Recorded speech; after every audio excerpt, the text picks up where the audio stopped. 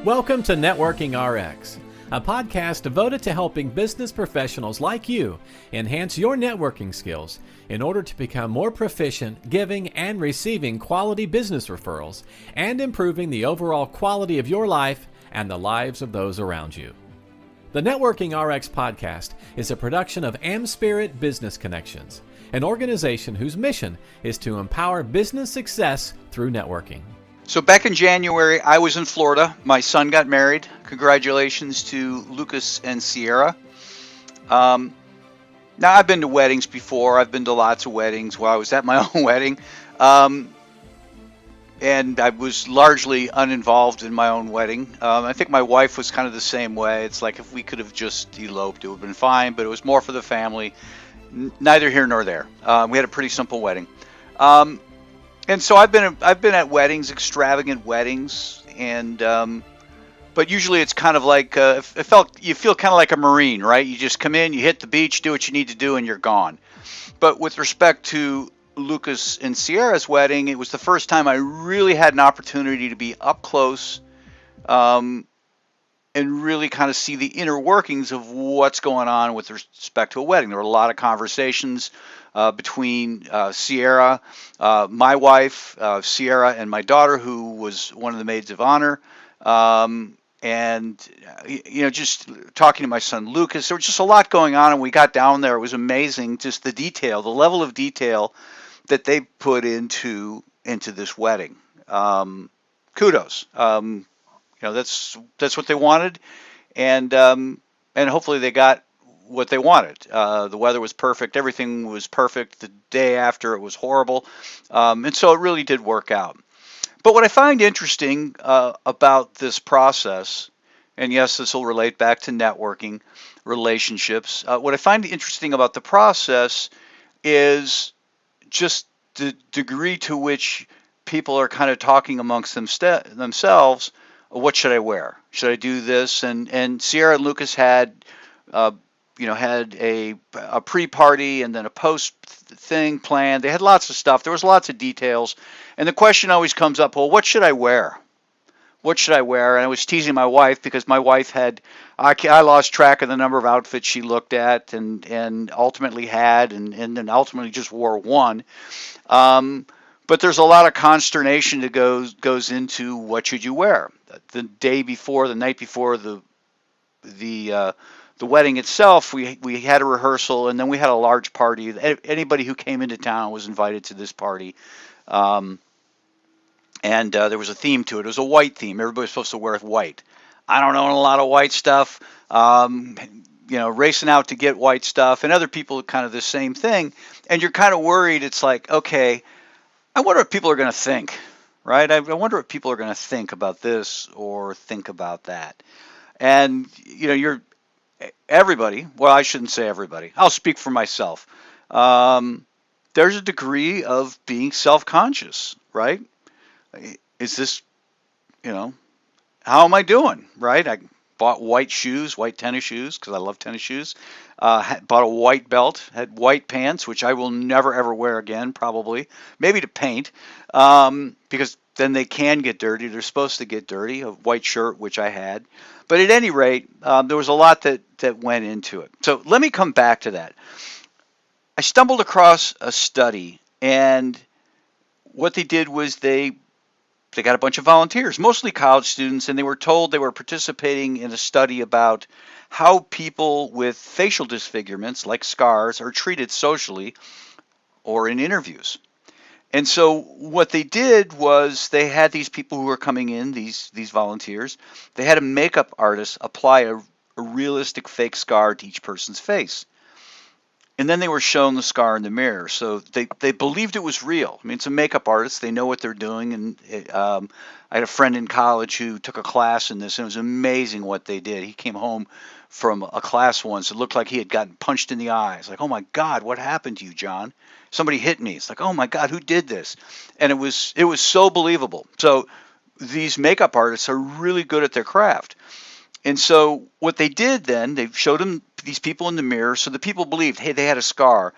But here's the twist. Just before their social interaction, whether it was an interview or they were going to have a casual conversation with somebody, and they do lots of iterations of the study, so it's not like they run 5 people through this thing. They run dozens of people through it because they need to get a large sample size to ensure that the study the results are not just by chance, right? It's these are real results. I took statistics. I should know this. I took econometrics, linear regression. I should know this. I don't. But anyhow, but what they did before these interviews is they sent the makeup artist back in to touch it up one last time. But rather than touching it up, what the makeup artist did was actually remove the scar without the participant knowing. Saying, okay, I'm going to fix this up for you. And in fixing it up, what they actually did was remove the scar. Now, the participant didn't know. The participant went into this interview believing as if they still had a scar on their face. And I didn't see pictures from the study. It's probably not like a little nick that somebody had on their forehead. I've got one on my head when I was a kid. I got one on my chin. You really can't tell. I can tell because I remember, and I look for it, but most people probably can't tell. I mean, these were scars that, facial disfigurement. And even though the people that they talked to didn't see the scar, most participants continued to perceive that the strangers reacted awkwardly. They claimed that they avoided eye contact or treated them differently because of the scar. There was this self-consciousness about, I've got this scar on my face, and that's got to be the reason why this person's not looking me in the eye, or why this person's looking left or right. And in reality, those people are looking you in the eye anyway, because that might be awkward. In other words, these participants were telling themselves a story. They were telling themselves a story that having this scar altered how people thought about them, how people treated them. And so the study is not about scars. It's a demonstration. It's a powerful demonstration how self-perception and expectation tend to change or color our social experience. When someone believes there's something unusual or stigmatizing about themselves, they tend to filter people's perceptions, or they just assume that people have this perception about them. Now, this is similar to a psychological phenomenon known as the spotlight effect. And I think I did a podcast episode about this. I'm in the 900s now. I'm kind of lost track a little bit, so I don't intend to repeat myself, and if I do, it's always laced with new material. But I talked about the spotlight effect, where people overestimate how much others notice their appearance. And what they did in that experiment is they would send this individual into a room wearing a Barry Manilow shirt. If you don't know who Barry Manilow is, look him up. He was a pop artist. Having a Barry Manilow shirt isn't cool, right? I don't know that having a shirt with anybody's picture on it is cool. But they would send this person with a Barry Manilow shirt into meetings. Just briefly, they'd send them in the meeting, say, you need to be in this meeting, and then come back in 5 minutes later and say, oh, you're in the wrong room, and pull them out of the room. And then they asked the people they sent in wearing the Barry Manilow shirt, how much do you think people noticed? Do you think people noticed at all you wearing that shirt? And the wearers predicted that 50% of the times people noticed. Half the room noticed. And in reality, only 20% of the people actually did. So back to what is known as the Dartmouth scar experiment, which was done at the campus of Dartmouth College. It was in the 1980s, so you can find these things on the internet. But back to this Dartmouth scar experiment, is that these people just, they told themselves a story about how people reacted to them. Now let's go back to my son's wedding, right? I'm at the wedding. I go to this white party, and I'm all decked out in white, and I don't normally ever wear white. White shoes, white belt. A belt I'll never wear again. Pants I'll never wear again. Shoes I will wear. I love tennis shoes. That's a great pair of tennis shoes. My other son's fiance kind of hooked me on Asics, so it was the pair of Asics. Neither here nor there. But now I realize, okay, I was kind of self-conscious being at this party. And it was a lot of fun, and other people were dolled up as well, and interesting what people came up with and wore.